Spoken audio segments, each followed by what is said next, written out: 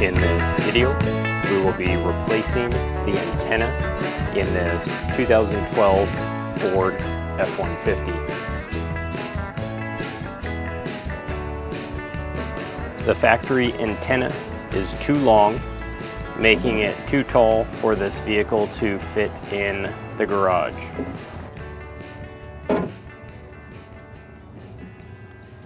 Using a tape measure, I can determine that the maximum length of antenna that I can accommodate is about 28 inches. I purchased a replacement 21-inch antenna.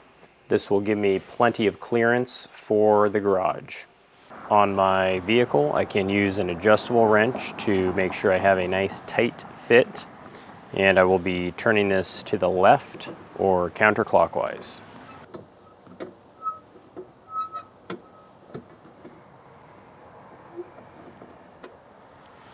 And then we can take our new antenna and screw that on clockwise or to the right and finish up by snugging it down with our adjustable wrench.